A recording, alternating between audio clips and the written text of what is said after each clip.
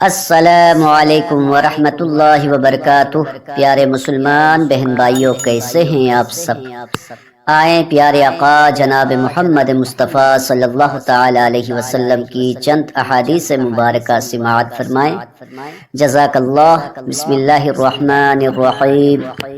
حضرت ابو ہریرہ رضی اللہ تعالی عنہ سے روایت ہے کہ رسول اللہ صلی اللہ علیہ وسلم نے ارشاد فرمایا، تین چیزوں کے ظاہر ہو جانے کے بعد کسی ایسے آدمی کا ایمان لانا اس کے لیے فائدہ مند نہیں ہوگا جو کہ ان سے پہلے ایمان نہ لایا ہو یا نیک کام کیا ہو۔ ان تین میں سے ایک سورج کا مغرب سے نکلنا، دوسرے دجال کا نکلنا، تیسرے دابۃ الارض کا نکلنا ہے۔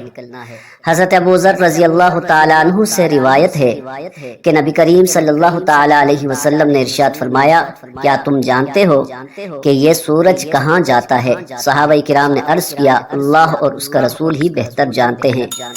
آپ صلی اللہ علیہ وسلم نے فرمایا، یہ چلتا ہے یہاں تک کہ اپنے قیام کی جگہ عرش کے نیچے آ جاتا ہے اور سجدہ ریز ہو جاتا ہے، سجدے میں پڑا رہتا ہے یہاں تک کہ اسے اٹھنے کا، بلند ہونے کا حکم ملتا ہے کہ جہاں سے آیا ہے وہیں پر لوٹ جا۔ پھر صبح کو نکلنے کی جگہ سے طلوع ہوتا ہے، پھر چلتا رہتا ہے یہاں تک کہ اپنے ٹھہرنے کی جگہ عرش کے نیچے پہنچ جاتا ہے اور پھر سجدے میں پڑ جاتا ہے یہاں تک کہ اسے حکم ہوتا ہے کہ اٹھ کر جہاں سے آیا ہے وہیں لوٹ جا، تو پھر وہ لوٹ جاتا ہے۔ پھر صبح کو اپنے نکلنے کی جگہ سے طلوع ہوتا ہے، پھر اسی طرح چلتا رہتا ہے۔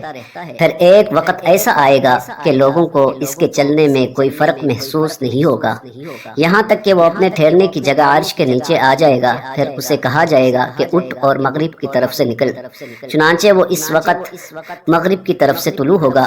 اس کے بعد رسول اللہ صلی اللہ علیہ وسلم نے ارشاد فرمایا، کیا تم جانتے ہو کہ یہ کب ہوگا؟ یہ اس وقت ہوگا جب کسی کا ایمان لانا اس کو فائدہ نہ دے گا جب تک کہ وہ اس سے پہلے ایمان نہ لایا ہو یا ایمان کی حالت میں اس نے نیک کام نہ کیے ہوں۔